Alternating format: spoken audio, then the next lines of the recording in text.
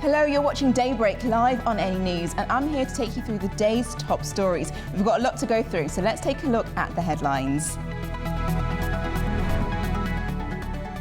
In an abusive social media post, Trump vows to release hell on Iran if the strait is not reopened by tomorrow.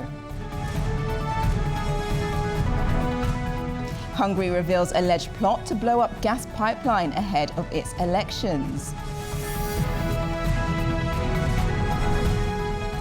And Artemis 2 is on course to pass behind the moon and lose contact with Earth.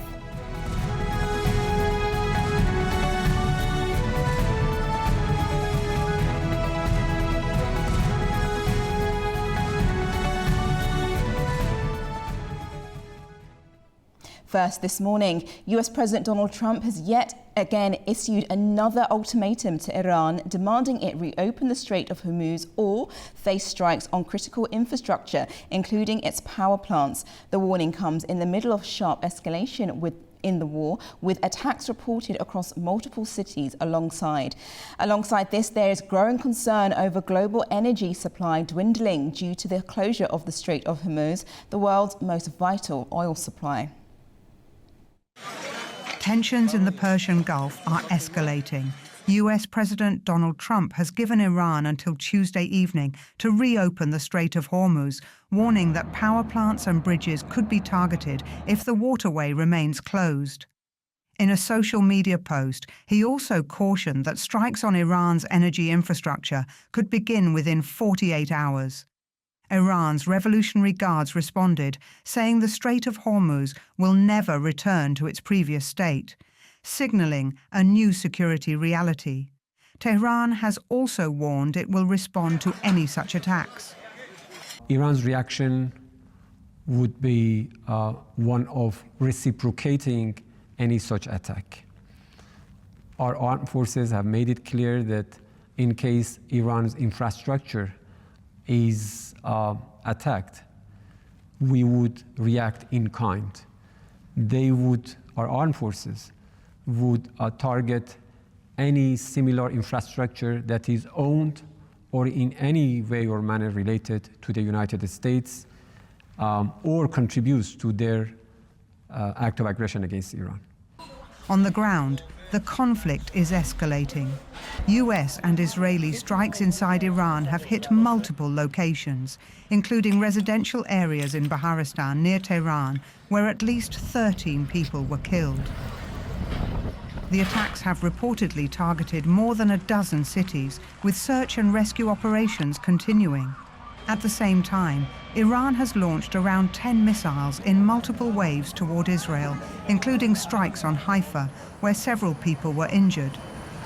Iran says several US aircraft were destroyed during a rescue mission in southern Isfahan, including 2 C-130 military transport planes and 2 Black Hawk helicopters. US officials say the aircrew was successfully rescued. The claims have not been independently verified.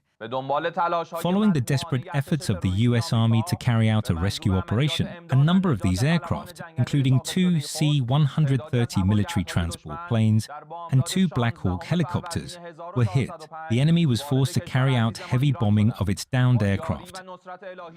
Despite the escalation, Trump says talks with Iran are ongoing and a deal remains possible, even as military pressure continues.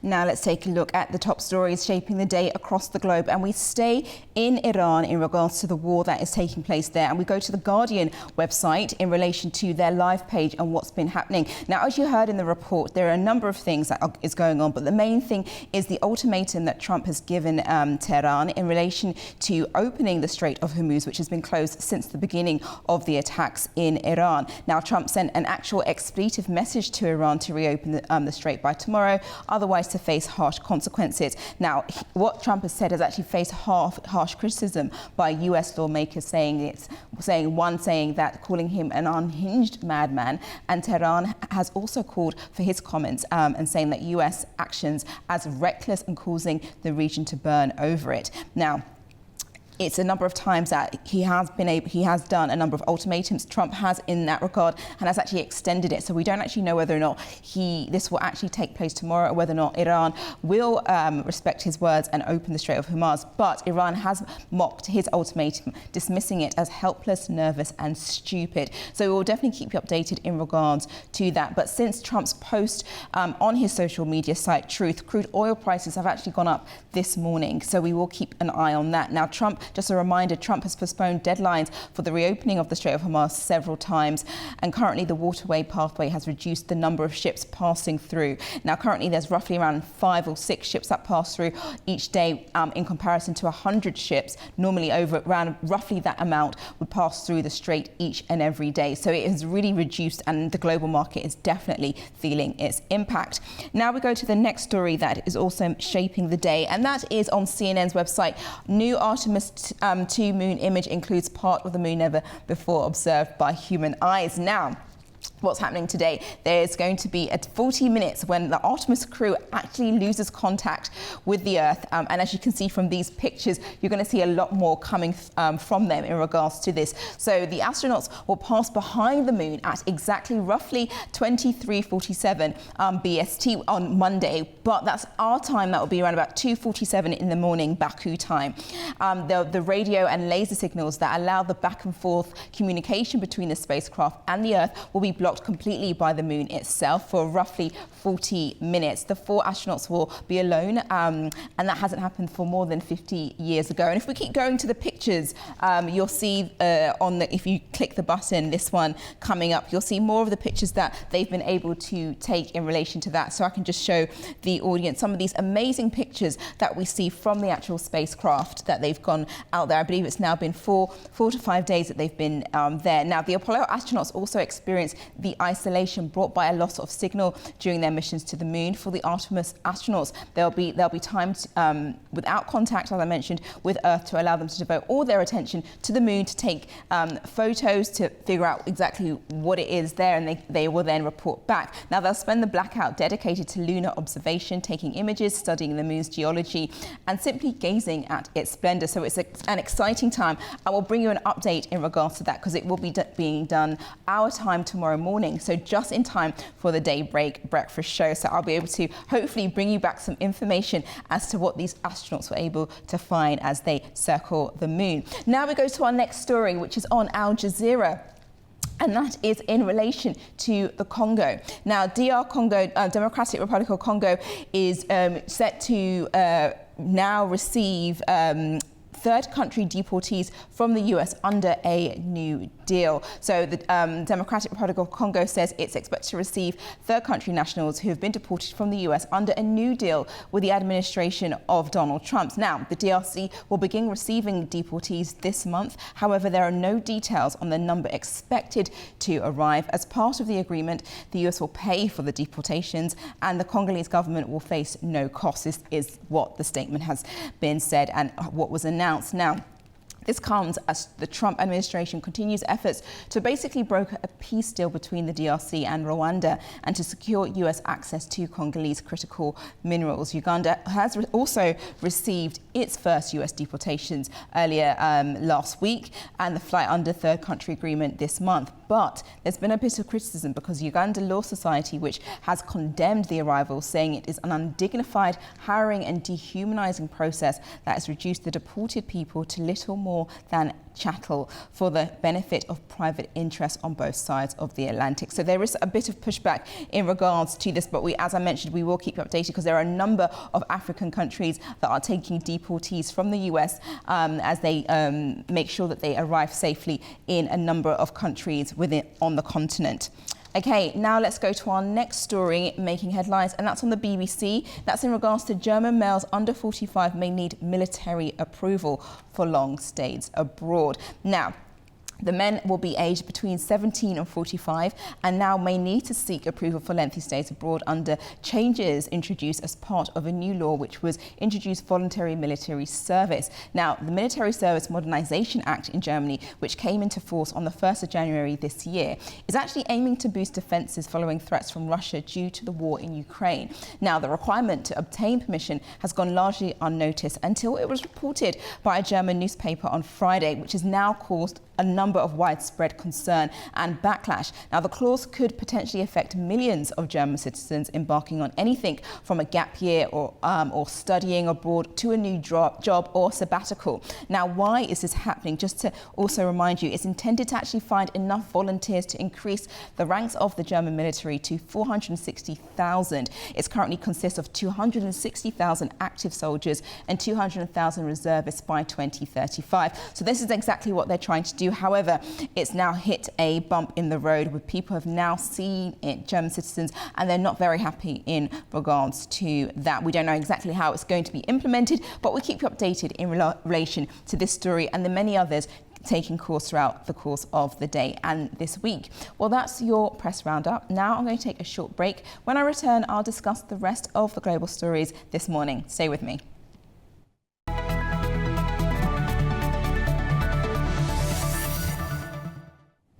Welcome back. You're watching Daybreak. Now let's take a look at the rest of the global stories. Now, uncertainty is growing in Iran as the risk of further escalation with the US as it continues to weigh on daily life in Tehran. Residents in the Iranian capital react to mounting threats and uncertainty over what comes next. Residents in Tehran are reacting to escalating tensions and recent warnings from US President Donald Trump. With a mix of defiance and calls for restraint, they criticize threats targeting infrastructure, saying ordinary people should not bear the consequences of political conflict. They threatened a lot. Now the infrastructure they threatened, they first gave a 5-day deadline, then a 10-day deadline, meaning there's still no news. They haven't been able to do anything. We defend our country. It's not like we want to abandon our country. Now it's true that some people are with different coverings, hijab. I myself don't have a complete hijab, but I will never hand over my homeland to a people who are strangers to our country. Others have taken a more cautious tone, warning against escalation and the potential cost of prolonged conflict. We shouldn't say we surrender, but it shouldn't be such that, as they say, we want to resist at any cost. All the infrastructure that we have now would be destroyed, and we'd have to try for several years to get back to this level. We need to respond fiercely. It's not like that after all. Everything has its answer. But the best thing is that we go forward diplomatically and solve the problem, rather than wanting them to destroy all our infrastructure, or we damage them too. The reactions come as Washington signals a looming deadline for a deal, while threats of further military action continue to raise fears of wider regional escalation. Now, 7 people have been killed in an Israeli strike on Fahata, including a 4-year-old child. The strikes come after residents were told to leave. Elsewhere, another strike on the Janaa neighborhood in Beirut killed 4 and left 39 injured, according to Lebanon's health ministry. The strikes came as Lebanese Christians, who make up about a third of the population, marked Easter Sunday. According to reports, it has been one of the most violent days of fighting since Israel shifted its war aims in Lebanon just over a month ago.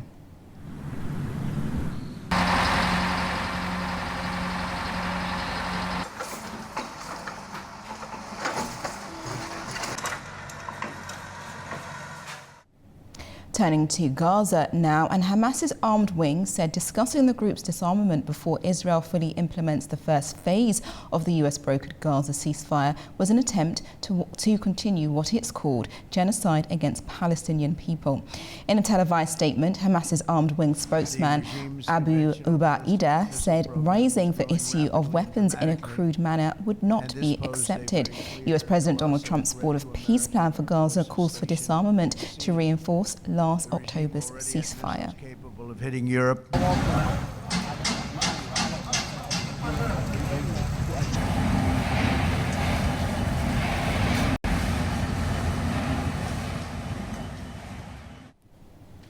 Now turning to the economic impacts of the war in Iran, we turn to a boost from major oil producers has confirmed it will raise its output in hopes to ease some of the strain on worldwide flows.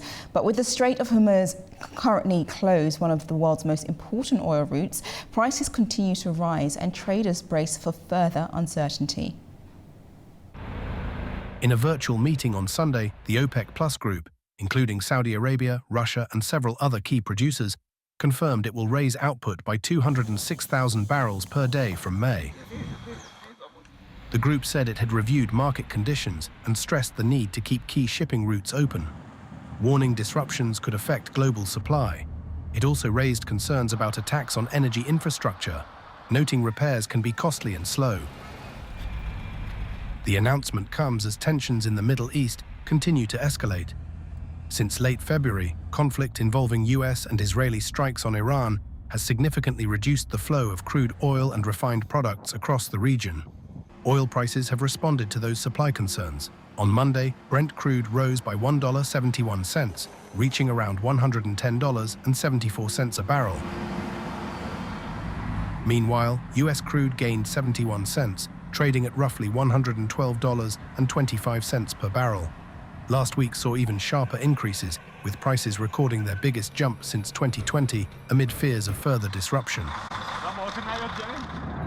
A key concern remains the Strait of Hormuz, a crucial route for oil exports from several major producers, which has been largely restricted due to ongoing attacks on shipping. While some vessels are still managing to pass through, many buyers are now turning to alternative sources, including supplies from the United States and the North Sea. OPEC Plus is expected to meet again on the 3rd of May to reassess the situation as uncertainty in global energy markets continues. Hungarian Prime Minister Viktor Orbán says a suspected sabotage attempt targeted a key gas pipeline in Serbia supplying Russian fuel to Hungary. Explosives were found near the route course to the Hungarian border, prompting both countries to tighten security. Orbán stopped short of assigning blame, but accused Ukraine of long-standing efforts to disrupt Russian energy flows to Europe. The incident comes just days ahead of Hungary's national election. The Defence Council meeting has just ended. According to the information available to us, a sabotage operation has been prepared on the Vojvodina section of the Turkish Stream gas pipeline supplying Hungary. I have coordinated with the President of Serbia. No one was injured, and the gas pipeline is operating without disruption. The Serbs have reinforced the protection of the gas pipeline. The operation of this pipeline is vital for Hungary. We obtain 60% of Hungary's gas consumption through it. Therefore, we have ordered enhanced military inspection and protection of the pipeline's Hungarian section. Serbian authorities are investigating, and Hungarian authorities are in continuous contact with them. Now turning to the war in Ukraine, Russian drone strikes overnight hit the Ukrainian city of Odessa, damaging residential areas and leaving at least 3 people killed and 10 injured. Meanwhile, Russia says it faced one of the largest Ukrainian drone assaults in recent months, with air defences intercepting 148 drones in just 3 hours across central and southern regions. In the Black Sea port of Novorossiysk, debris from downed drones damaged apartment blocks and homes, injuring 8 people, including 2 children, and sparking a major fire. A civil defense volunteer was also killed in the Belgorod region.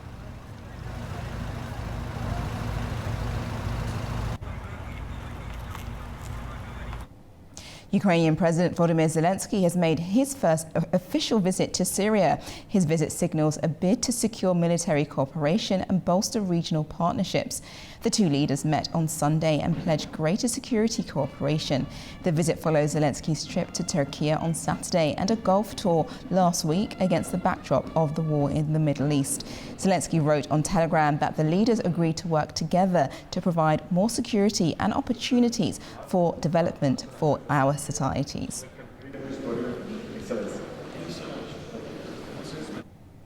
Two merchant ships off the Italian coast rescued 32 migrants and recovered 2 bodies after a boat crossing from Libya capsized during the Easter weekend. Survivors told rescue groups that 71 others are missing at sea, with around 105 people believed to have been on board. According to the International Organization for Migration, at least 683 people have died on this crossing so far this year, one of the highest tolls in over a decade. A day earlier, 47 migrants were also rescued off Spain's Canary Islands, with one person taken to hospital after arrival.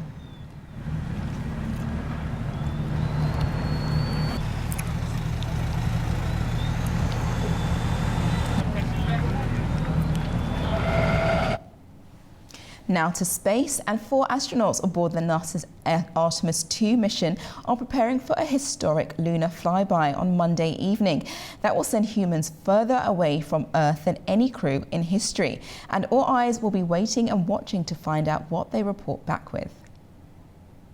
Artemis 2 crew is now closer to the moon than to Earth as the mission prepares for a lunar flyby on Monday, says NASA. Reed, Victor, Christina, and Jeremy are now closer to the moon than they are to Earth. Please report found no. Officials say the Orion spacecraft is operating normally, with no major issues reported during the journey. Side comparisons to Artemis 1. I'm pleased to report that the Orion spacecraft, it's in very good health, continues to operate nominally on its way to the moon, so there's no major anomalies that we're working at this time. So they took this image yesterday. On the far left, you can see features of the moon that have never been seen by human eyes. Until yesterday, only robotic imagers have seen this region of the moon.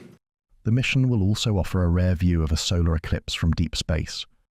The sun will pass behind the moon from their perspective, creating a solar eclipse, and then they'll see sunrise where the sun pops out the other side of the moon.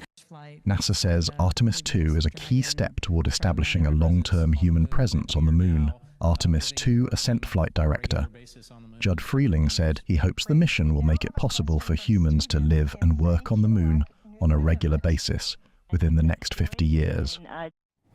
Easter celebrations concluded across the globe with public performances and worshippers attending Mass and Sunday services to mark this important date in the Christian calendar. But while some countries saw large public gatherings, others marked the holiday under strict security measures and the shadow of ongoing conflict. Here's more. Easter celebrations took place around the world, with millions marking one of the most important events on the Christian calendar. But this year, many observances are unfolding under the shadow of conflict and restrictions. In Bucharest, thousands of Orthodox Christians gathered for Palm Sunday at the National Cathedral, marking the start of Holy Week.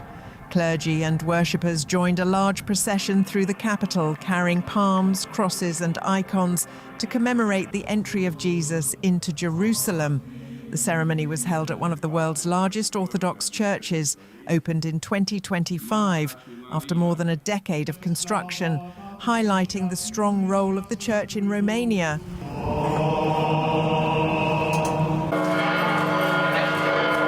In stark contrast, in Jerusalem, celebrations were held under tight restrictions. At the Church of the Holy Sepulchre, Easter prayers were led by Pier Battista Pizzaballa, with only limited clergy allowed inside.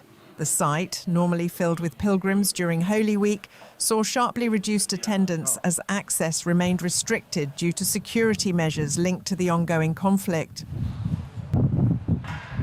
What can I say? It's very sad. No people. Another times it was full of people. Now empty, nothing. Even the shops are closed. Even like this, even if it's the hardest time, somehow it's okay. I'm here. And each stone from this old city, it's saying a story.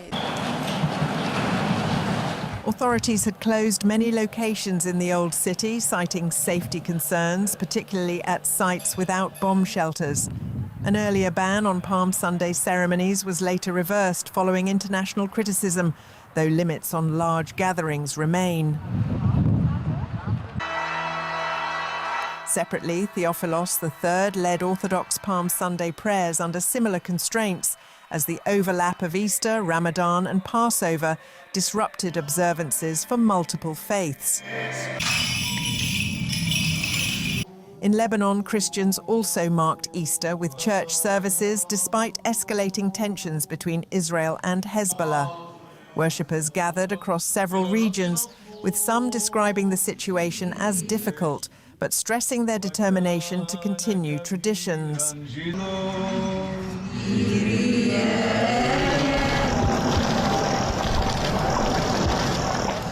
Elsewhere in the United Kingdom, members of the royal family attended Easter service at Windsor in a more traditional setting. And at St. Peter's Square, Pope Leo delivered his first Easter message, urging global leaders to end conflicts and choose peace. Now turning to East Asia, and farmers in Cambodia have taken part in a traditional ox cart race as communities work to keep rural customs alive in the face of modernization. Held ahead of the Khmer New Year, the annual event brings together dozens of competitors and spectators in the Kampong Speu province, highlighting both cultural heritage and practical farming traditions.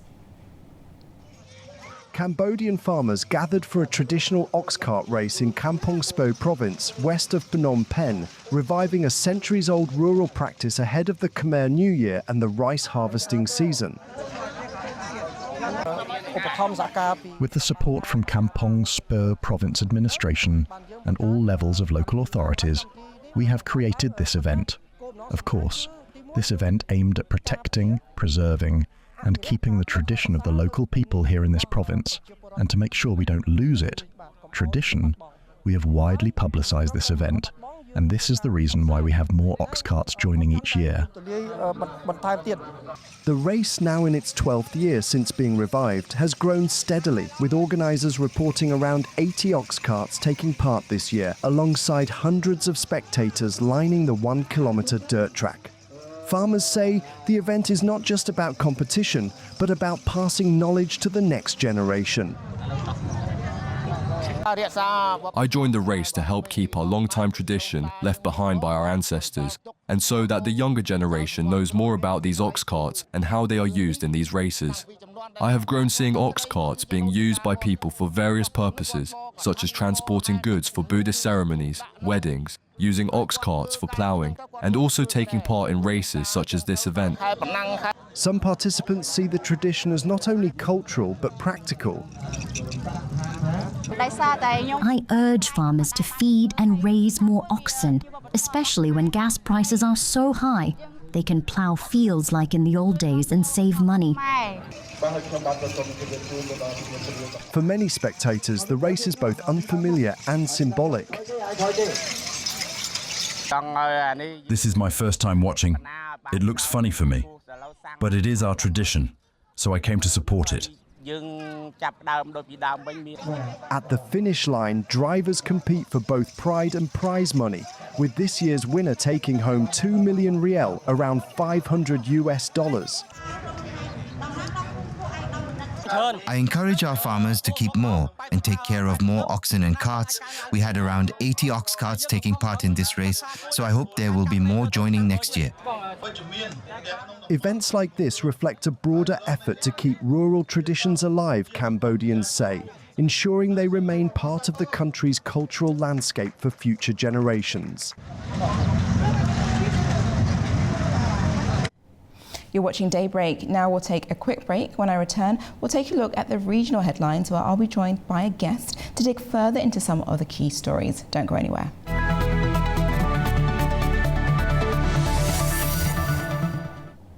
Welcome back and thank you for joining me this morning. Now let's look at the regional stories making its way across the day. And Russian Deputy Prime Minister Alexei Overchuk has warned that air travel between Armenia and Russia could be suspended if Armenia joins the European Union. Overchuk said Armenian citizens should consider the possible consequences of such a decision and stressed that although it may sound harsh, this would be a direct result of moves to align more closely with the EU. Now, staying on this topic and focusing on Armenia's pre-election environment, the interplay between domestic legitimacy, economic considerations and foreign policy will likely shape the electoral outcome and also the country's broader strategic trajectory. Here to dig a bit deeper into this is Dr. Fahed Hossenov, an associate professor at Baku State University. Thank you for joining me this morning. Right, let's get straight into it. My first question really is, how might Nicole Pashinyan's narrative of overcoming a geopolitical trap influence public perception and voter behaviour ahead of the elections? Actually, thanks for the question. I'm very proud of him that he thinks that they escaped the geopolitical trap, but I don't like the use of that word because the word implies that some subjects set the trap.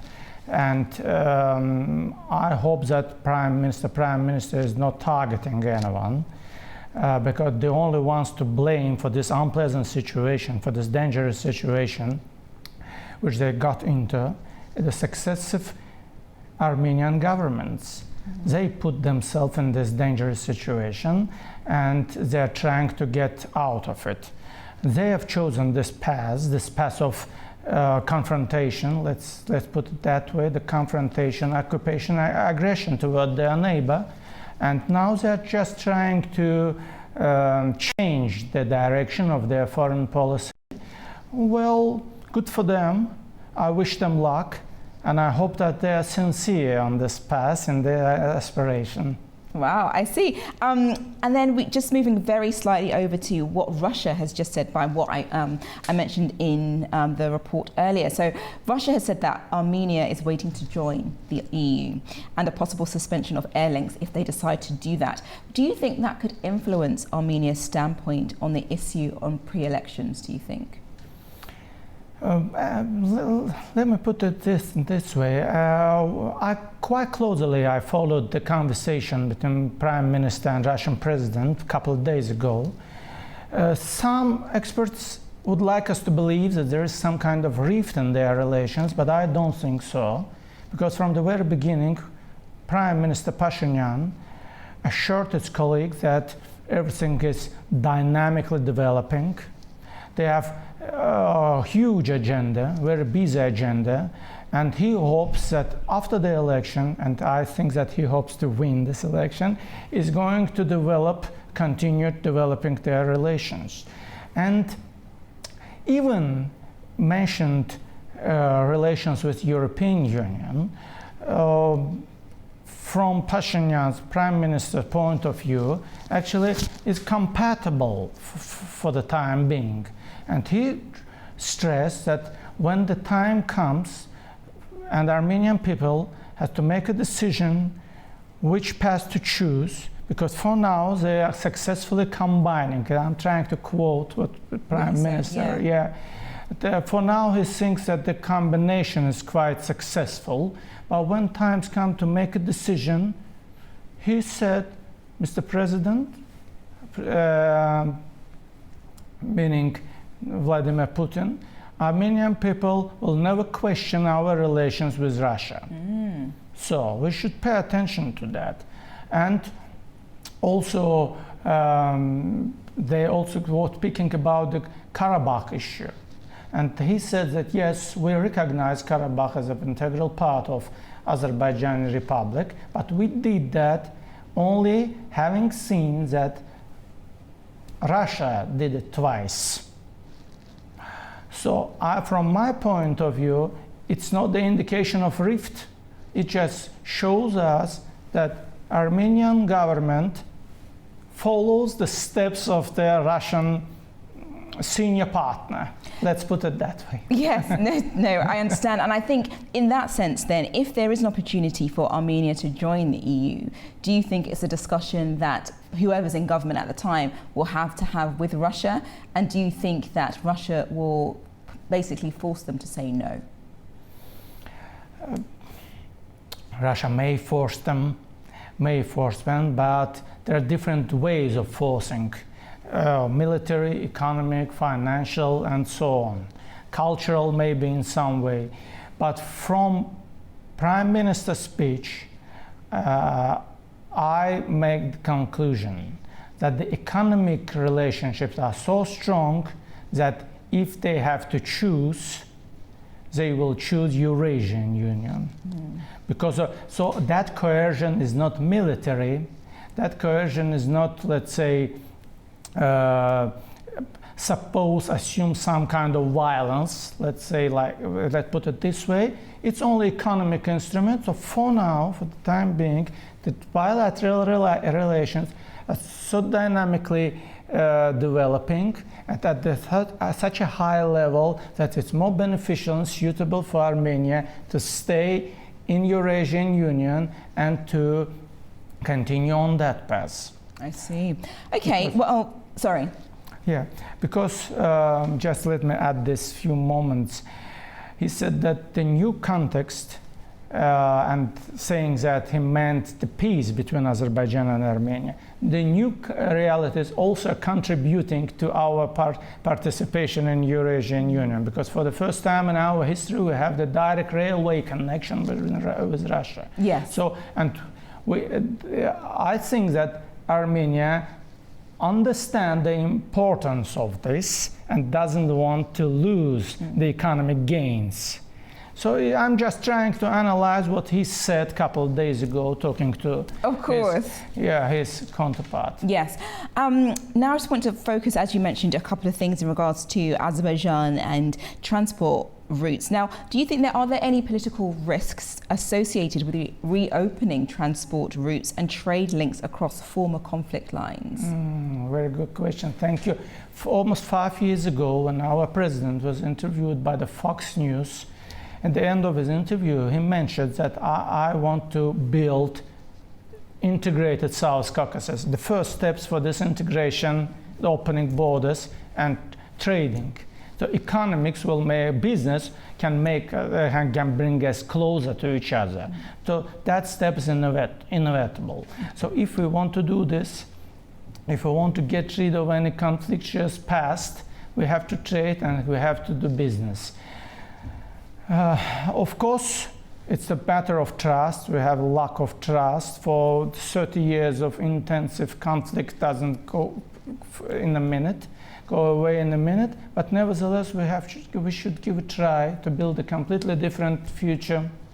And some statements by Armenian officials show that they want to use the opportunities of this new transport routes and to develop all export-import opportunities with Azerbaijan. Why Azerbaijan? With different economic partners.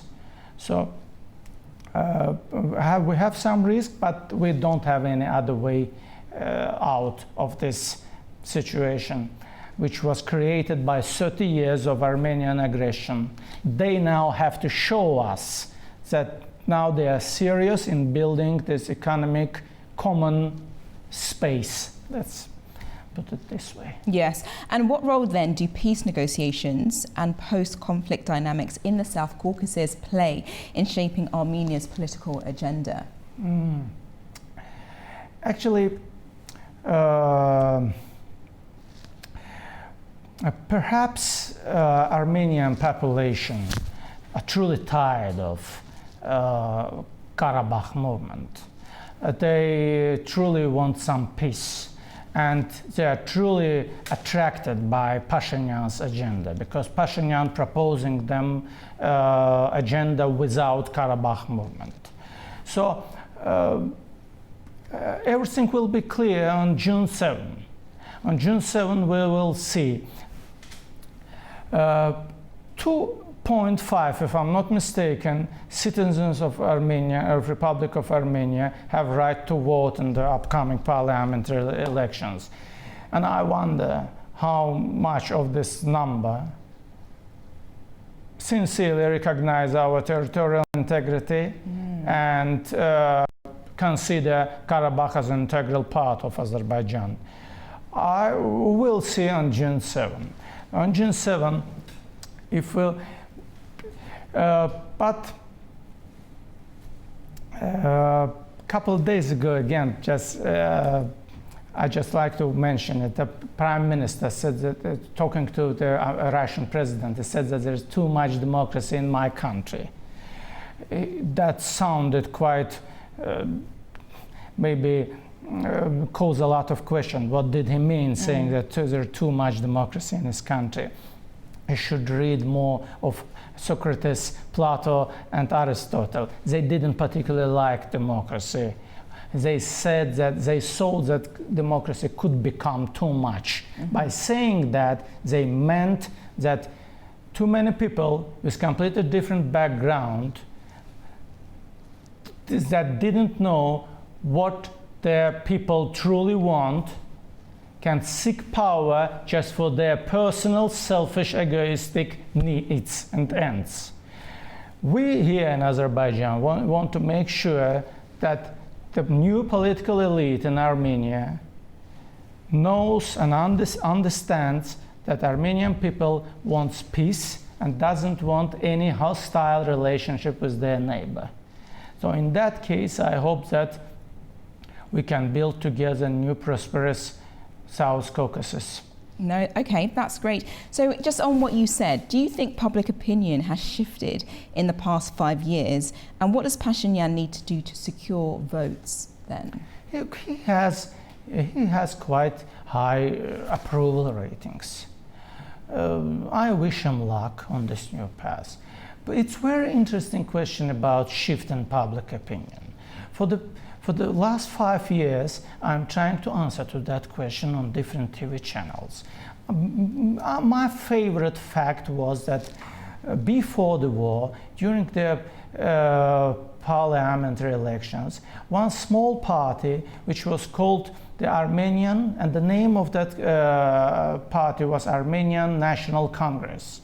Armenian National Congress slogans were harmony, good neighborhood, and peace.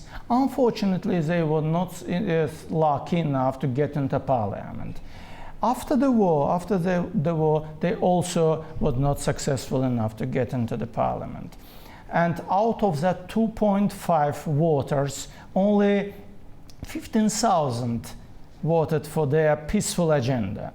But today, I think that the party, Prime Minister's party, it also understands the importance of that slogan and use it in their pre-election campaign. And we will see if he's going to get supporters, so we can talk about the shift in their public opinion. If not, it means that Armenian people are still sticking to this idea of aggression. Do you think that could be a challenge? What is Pashinyan's main challenges to him not being re-elected? Is there anything that he needs to really focus in on? And is it the fact of Karabakh, or is it the fact between Russia, or is it the US? What is his main challenges? The idea, what is clear now, the idea of revenge, Pashinyan doesn't use the idea of revenge to boost his political capital. His opponents may do. Okay. They are using this to boost their political capital. But if Armenians, just ordinary citizens, see the benefits of this peaceful period of time, they are going to vote for Pashinyan. But if they are still experiencing even some economic troubles, they may think that somebody new may amend this situation. But for me, from my point of view, Armenians, just because of free transportation, and they are getting Russian coal now, they are getting Russian fertilizers, they are getting different Russian agricultural products, they are trading with Azerbaijan finally.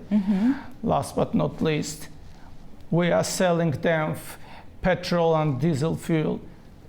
I think that it's the best demonstration of our peaceful intentions, and by buying this, at the prices that help to boost the economy,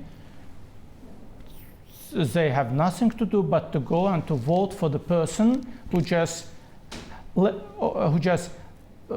saying that peace is the best alternative for Armenian people, even without Karabakh. Wow. Okay. Well, we'll definitely be keeping a close eye. Obviously, the elections are in June, so whatever happens, it will definitely impact Azerbaijan in one way or the other. So we'll definitely be taking a close look. So thank you very much, Dr. Hassanov, for coming onto the programme this morning. Thank you.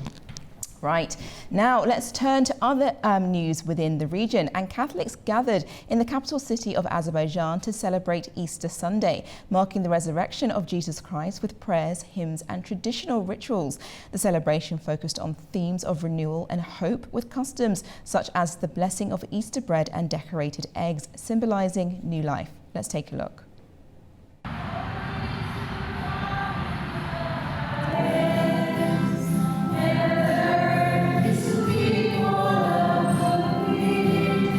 Baku is filled with light and songs as Azerbaijan's Catholic community gathers to celebrate Easter Sunday. Joining millions around the world, worshippers mark the resurrection of Jesus Christ with prayers, hymns and long-standing traditions. It's very nice. Typically in this Easter time, we do have someone down to somewhere to visit the place and to do the prayers from outside. Typically on this special day of Sunday, which all the Christian Catholic Church and everyone is here to do the prayers.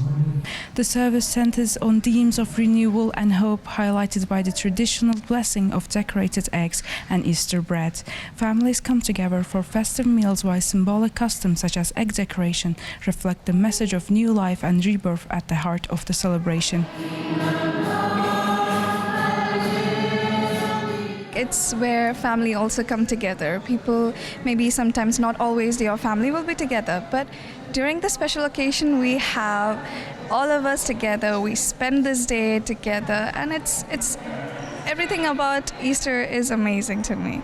We came for the Mass, and now at home we are going to celebrate with the family with a special lunch with our good food, and so also in Portugal we celebrate with a beautiful lamb. So it's also a famous dish in Azerbaijan. So it's something that matches with the country. So we are very happy to celebrate this.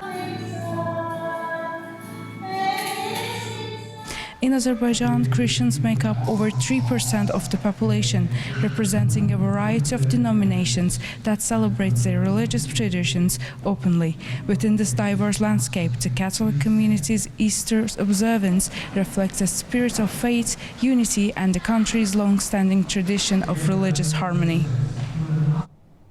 Now, Georgia's dependence on electricity imports is rising, reaching as high as 42% during peak months, according to the country's Prime Minister. Irakli Kobahedzi said overall reliance stands at 29% when electricity and related gas are combined, warning that imports are increasing. He added that better use of hydropower could make Georgia fully energy independent, while exports could grow sevenfold. The Prime Minister noted that the country currently loses around $191 million annually on energy imports, calling the sector a key economic priority.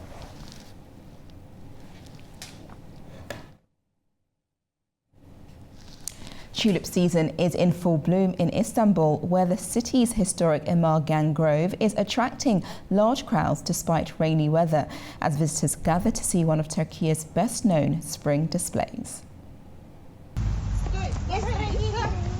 Tulip gardens in Istanbul are drawing large crowds as visitors gather at the historic Emirgan Grove during the peak spring season in Turkey.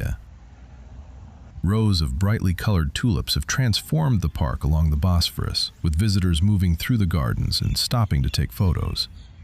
Despite rainy weather, crowds continue to arrive throughout the day. The annual display is part of a long-standing spring tradition, attracting visitors from across Turkey and abroad. Emirgan is always lively. The place, its visuals and the scenery are wonderful. It is especially a spot frequented by both tourists and people living in Istanbul. I recommend it. It is also a very beautiful place for those coming from other cities or abroad. merkezi olması açısından çok önemli, çok güzel. For many, the bloom marks the arrival of spring in one of Istanbul's most recognizable seasonal settings. That looks lovely, especially in time for spring. Now I'm going to take a quick break. When I return, I'll have a full update on the latest headlines, plus a look at what's making the front pages this morning. Don't go anywhere.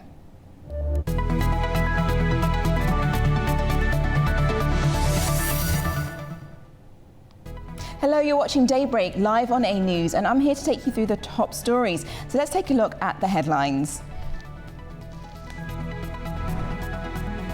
In an abusive social media post, Trump vows to release hell on Iran if the strait is not reopened by Tuesday evening. Hungary reveals alleged plot to blow up gas pipeline ahead of its elections. And Artemis 2 is on course to pass behind the moon and lose contact with Earth.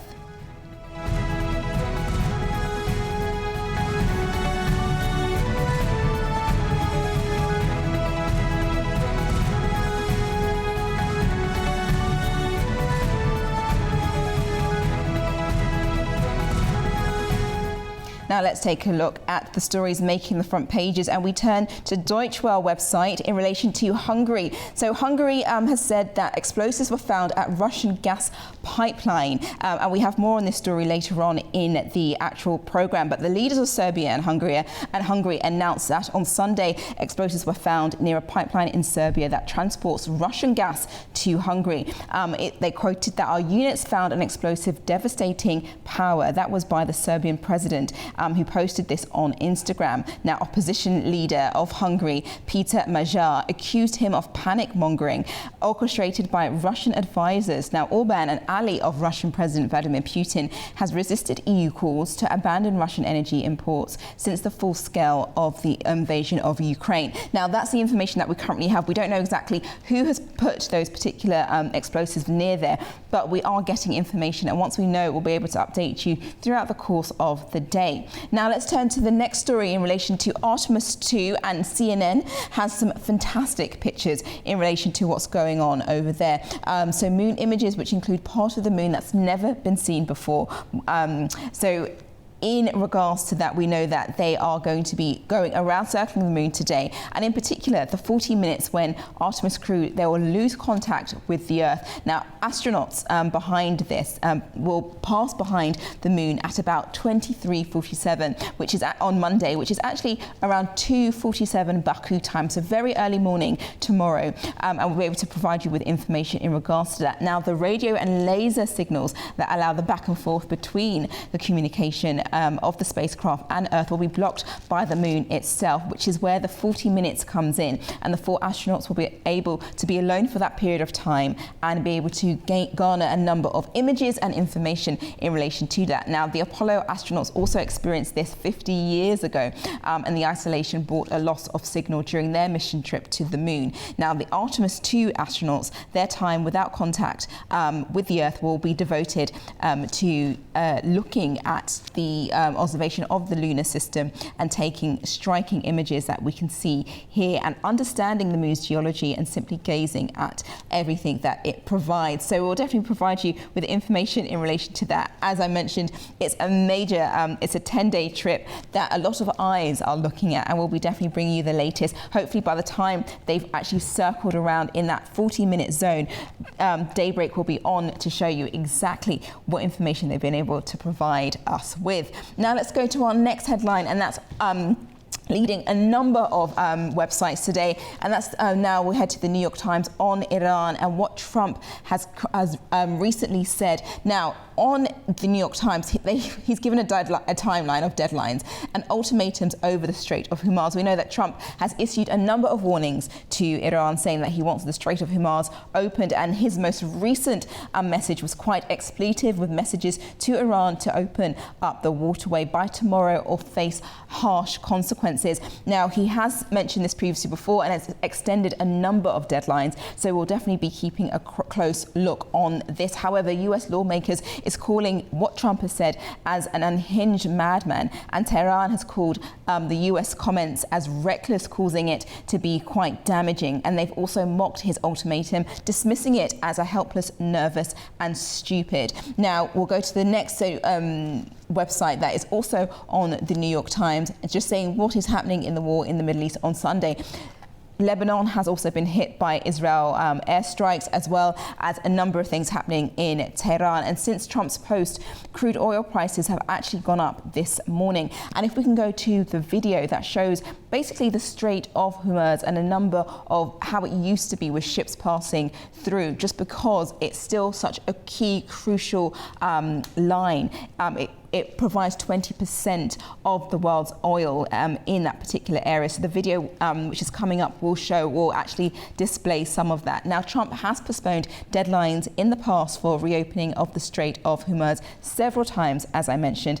And as you can see on the screen coming up, you'll see exactly what that now looks like, with a number of different points of the narrow route, which is actually only 7 miles wide, but it's such a key entry point that Trump is now getting very upset, and is why he posted that on X. Now, currently the waterway pathway has reduced the number of ships passing through to roughly 5, when normally it would pass around over 100 ships each day would pass through the strait. So you can just tell exactly how many countries are in dire need of oil getting sent through here. And Iran says that it's unlikely to reopen it unless a ceasefire or some form of a deal with the US is done according to what they need, and not vice versa. But we'll keep you updated with all of that. But that is the update. So now we're going to go to the full report that has more detail in regards to what Trump has said. Tensions in the Persian Gulf are escalating. US President Donald Trump has given Iran until Tuesday evening to reopen the Strait of Hormuz, warning that power plants and bridges could be targeted if the waterway remains closed. In a social media post, he also cautioned that strikes on Iran's energy infrastructure could begin within 48 hours. Iran's Revolutionary Guards responded, saying the Strait of Hormuz will never return to its previous state, signaling a new security reality. Tehran has also warned it will respond to any such attacks. Iran's reaction would be one of reciprocating any such attack. Our armed forces have made it clear that in case Iran's infrastructure is attacked, we would react in kind. Our armed forces would target any similar infrastructure that is owned or in any way or manner related to the United States or contributes to their act of aggression against Iran. On the ground, the conflict is escalating. US and Israeli strikes inside Iran have hit multiple locations, including residential areas in Baharistan near Tehran, where at least 13 people were killed. The attacks have reportedly targeted more than a dozen cities, with search and rescue operations continuing. At the same time, Iran has launched around 10 missiles in multiple waves toward Israel, including strikes on Haifa, where several people were injured. Iran says several US aircraft were destroyed during a rescue mission in southern Isfahan, including 2 C-130 military transport planes and 2 Black Hawk helicopters. US officials say the aircrew was successfully rescued. The claims have not been independently verified. Following the desperate efforts of the US Army to carry out a rescue operation, a number of these aircraft, including 2 C-130 military transport planes and 2 Black Hawk helicopters, were hit. The enemy was forced to carry out heavy bombing of its downed aircraft.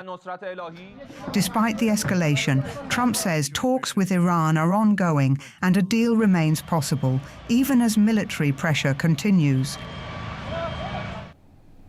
Turning to Lebanon now, and 7 people have been killed in an Israeli strike on Fahata, including a 4-year-old child. The strikes come as after residents were told to leave. Elsewhere, another strike on the Janaa neighborhood in Beirut killed 4 and left 39 injured, according to Lebanon's health ministry. The strikes came as Lebanese Christians, who make up about a third of the population, marked Easter Sunday. According to reports, it has been one of the most violent days of fighting since Israel shifted its war aims in Lebanon just over a month ago.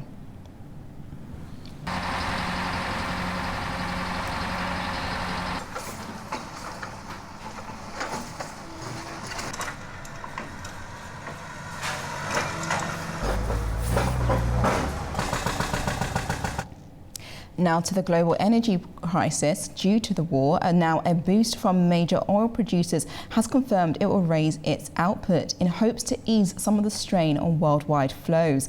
But with the Strait of Hormuz, the world's most important oil route, still closed, prices continue to rise and traders brace for further uncertainty.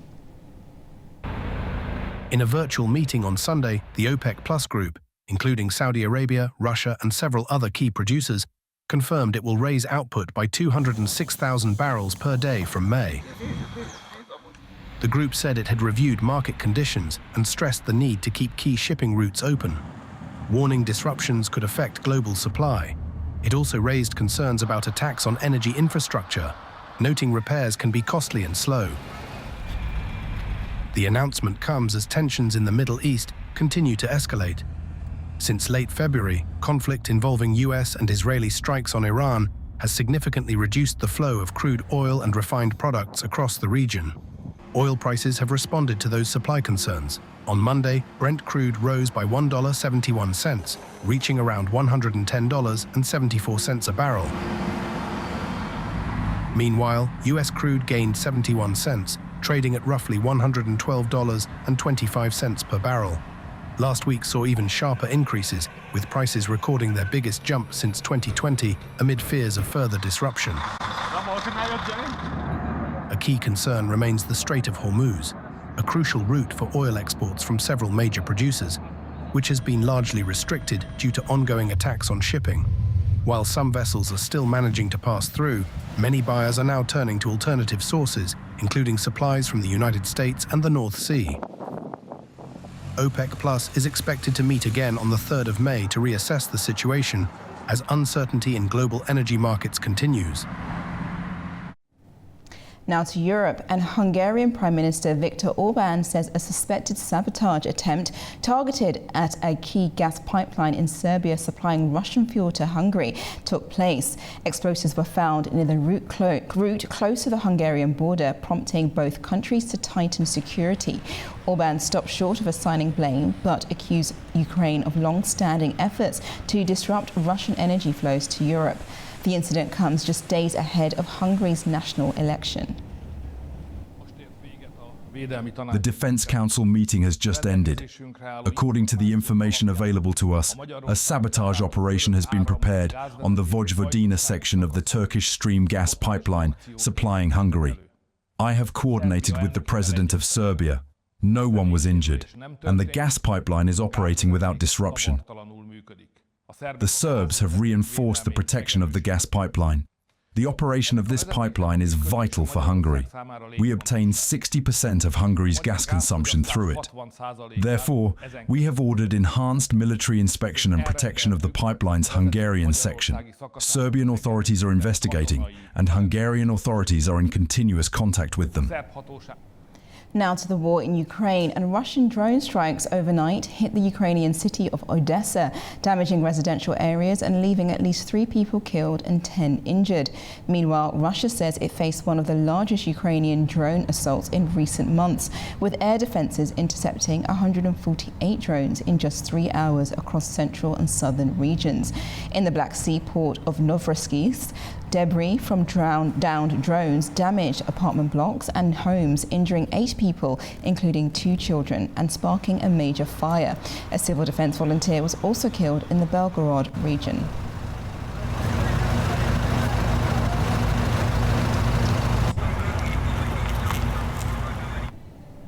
Ukrainian President Volodymyr Zelensky has made his first official visit to Syria. His visit signals a bid to secure military cooperation and bolster regional partnerships. The two leaders met on Sunday and pledged greater security cooperation. The visit follows Zelensky's trip to Turkey on Saturday and a Gulf tour last week against the backdrop of the war in the Middle East. Zelensky wrote on Telegram that the leaders agreed to work together to provide more security and opportunities for our societies. Mr. President, on behalf of Mr. Ahmed Shah, President of Syria, welcome greetings to Your Excellency. Residents in Mexico's Veracruz state are protesting an oil spill along the Gulf Coast that keeps affecting their livelihood. Officials say investigations on what caused the spill are ongoing. Local residents marched on Sunday in Veracruz State, Mexico, protesting an oil spill that has affected the Gulf coastline for weeks. Authorities are investigating possible causes, including natural seepage or discharge from an unidentified vessel. The Navy says satellite images show a slick offshore and that one of 13 passing ships could be responsible. Civil groups, including Greenpeace Mexico, dispute this. They say the spill began in early February near a state oil Pemex pipeline, with satellite images showing it spreading to nearly 300 square kilometers. A repair vessel was also seen arriving soon after. Two new dead turtles appeared on the beaches of Punta San Juan. Fish in the sea with tar stains show that the spill is still affecting the area. We see our people falling ill, with stomach aches, nausea, headaches, and this is not magic, obviously not. We have this hydrocarbon spill that, although they keep denying it and minimizing the consequences, will soon cause illness. Authorities say nearly 900 tons of hydrocarbons have been removed. Patrols have covered more than 630 kilometers of coastline, with containment barriers deployed, but locals say the damage is ongoing.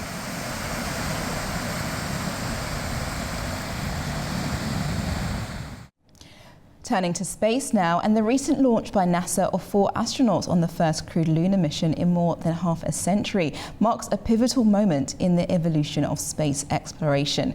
Building on the legacy of the Apollo program, this mission signals not only a technological resurgence, but also a renewed strategic focus on the moon as a gateway for deeper space ambitions. Here to discuss what that means for the world and NASA is Sona Gulieva, a space researcher in Paris. Hello and welcome to the program. Hello, Salam Baku. Hello, everyone. Thank you for having me. I am Sona Gulieva, born and raised in Azerbaijan, Baku, and right now currently in Paris, France. Great to have you. My first question is, how might the revival of crewed lunar missions reshape global competition in space exploration? As it mentioned before, like the lunar mission today, it also marks a new historical phase in the space exploration, in deep space exploration. And today it's not only about the prestige. Artemis 2, it's about the long-term presence and exploring our universe. Great. And does this mission then reflect a shift to long-term space infrastructure development? Definitely, in my opinion, like it's a natural reflect from the symbolic achievement to the long-term planning of the space exploration. Because today the moon is not just a destination, it's becoming a place where we learn and we see how to stay in another planet. And we are thinking about the sustainable presence. Well, it's getting a lot of attention, as you know. This is a 10-day trip, and later on tonight, the actual spacecraft is actually going to go behind the moon, where they will lose contact with Earth for roughly 40 minutes. How important is the information and data the astronauts are going to get with that? Definitely, today is also mentioned a historical day, and when they are going more farther away from our home, from the planet Earth, and it's extremely impressive day. And I think like its data is very important because again, to learn about our home, become more responsible for the space, for the universe, what we are shared together. Yes, and I guess I think with this, everyone's so excited to find out what actually comes out of this. Now, we know that this it's not an inexpensive, it's quite an expensive achievement to get all 4 astronauts out there, and especially with everything involved in sending people to space. What role do you think private space companies play alongside national agencies in shaping the future of lunar missions? Just because we have SpaceX, which is Elon Musk's company, also venturing into space, but pushed back his test launch to May. Do you think there's more opportunities for private companies to come into this? So in my opinion, like first to mention in general, like it's today, as you said, like space exploration, it's complex and expensive thing, and not only one country can do it. At the same time, not only one agency can manage it and to explore these planets. And at the same time, again, with the SpaceX, at the same time with the NASA commercial lunar payload services initiative, we can see another company like Blue Origin, which are providing different capability for the moon. And this type actually it's help us to accelerate innovation and reduce also as well the costs. Yes, which obviously will help humankind and getting to understand, as you mentioned, the Earth, the solar system and everything in regards to that. But then what are the risks that are associated with increased human activity in space, particularly in terms of safety, sustainability and space debris? Well, again, like when we're exploring something new, there are always some risk, and at the same time, as mentioned, there is a risk for the safety as well as the space debris and the health and the safety of the astronauts, and by sustainability, but sustainable presence in the space. I mean here, like we should be responsible as usual, managing this debris, protecting spacecraft, and maintain the safe and remain space safe and possible. And my last question in regards to that, continue, Sona, sorry, I interrupted you.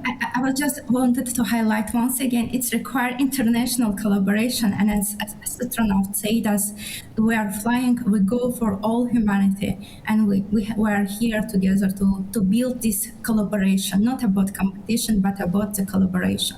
And that collaboration is very key, I'm sure, in kind of unifying everyone, especially globally, to find out what the outcomes and what the information that is learned with this particular mission. But how might this mission then redefine humanity's long-term vision for space exploration and its place beyond Earth? Just because I know that they'll be wanting more, we want more questions to our answers, more answers to our questions, and we want to find out more about the solar system. Do you think this could increase space exploration? Sure, that's amazing. And so, well, it's by exploring, it's increasing our long-term vision for space exploration. First, once again, we're understanding our place in the universe. It moves from the exploration to understanding and to by achieving of exploration, again, guided by responsibility. From Earth observation perspective, what I learned also, to understand something powerful, sometimes we need to understand our home, it's better stepping far away. And the same for me, Artemis 2 is reflect the same idea. Seeing Earth from the lunar distance, it's help us to see how we're connected and how important it is to protect our shared home. Great. And the same moon is not just a destination. It's a testing ground right now for the future, for the next planet, for future beyond the Earth.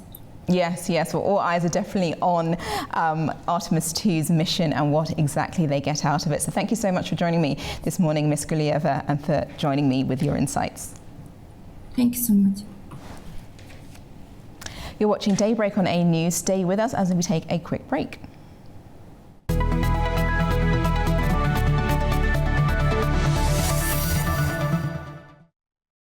Welcome back. You're watching Daybreak with me, Nadia Jani. Now, the President of Azerbaijan, Ilham Aliyev, visits Georgia with a state visit on Monday, highlighting the growing partnership between the two countries. Now, joining me live there is our reporter, Orkan Amashov. Hello, can you hear me? Live from Tbilisi. Can you hear me? Nadia. Hello, Nadia. Great to hear from you. Good to have you. Well, tell me, it's sunny where you are. That's brilliant. It's been raining in Baku for a number of hours.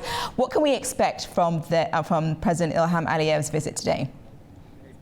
It may be sunny, Nadia, but it's not particularly warm. It's a state visit, as you mentioned, and it's taking place at a very interesting juncture.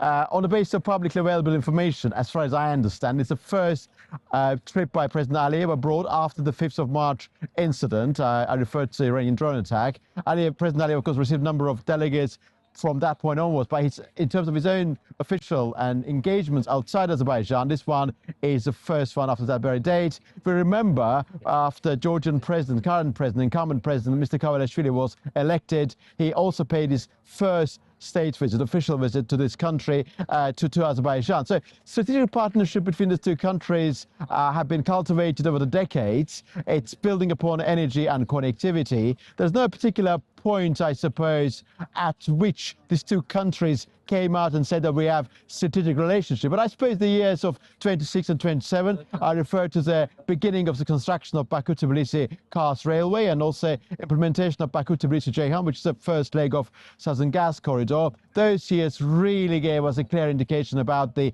strategic content and intent underpinning the relationship between these two countries. Well, as far as this particular trip is concerned, expectation is that the energy will be one of the key elements there. As I'm sure we all know, and Nadia, Azerbaijan is an indispensable player in terms of the energy security of Georgia. I think about between 85–90% of Georgia's gas demands are being provided by Azerbaijan. And if you look at Georgia's electricity system there, you will see that wider energy system, you will see that 35% electricity is essential there. It's via hydro power systems, but also Azerbaijan sent to Georgia is essential. It's providing that field for their gas-fired stations. In terms of domestic supply, domestic needs and heating and so forth, Azerbaijan accounts for 85–90% of Georgia's needs. Apart from that, of course, connectivity will be absolutely vital. Just before this state visit of President Ilham Aliyev, a number of members from Turkmenistan were in Azerbaijan, and the self-same people then visited Georgia. Expectation here is that something related to wider middle corridor, east-west connectivity will be discussed as well. That's all for now, Nadia. We don't have enough information, really. What we know is that it's a one-day visit. It's a state visit. It's incredibly important, and it's happening at an incredibly important juncture for both countries and for the wider region. Well, Orkan, thank you so much for that. We'll definitely be waiting with bated breath to find out exactly how that day state visit has gone, and I'm sure you'll be able to provide us with more information in relation to all that you've just highlighted there. Thank you, Nadia. Thank you so much. Now to something quite innovative, especially if you're looking for that special someone in your life and you're tired of swiping left or right on a dating app. Now the UK is returning to the classic way of meeting people, but in a pub. Now it comes with a twist though. A PowerPoint presentation, as you can see here, made by close friends, is pitched to a room of singles interested in finding a perfect match. Organisers at this pub in North London say all 150 tickets for the event were sold in less than 5 minutes, and they're planning to roll out more, aiming for one event per week across the country. Now let's take a look at what some of these who were there had to say about the event. I think I don't love Hinge. I hate the swiping. I don't match with anyone. It comes up with like not very good people, and I just think in real life dating is the way forward. I prefer to meet people in person. I know he might be a bit too humble to say something, so I'm like, okay, fine, I'll say it. Right. So yeah, it's easier to big up your mate, especially if you know them really well, than it is to kind of sort of say it looks a bit better.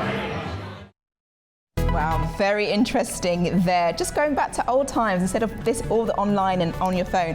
But anyway, thank you so much for joining me this morning and taking you through the day's top stories. Make sure you stay tuned to A News throughout the day, as we'll be providing you with more information in regards to the key stories. Take care.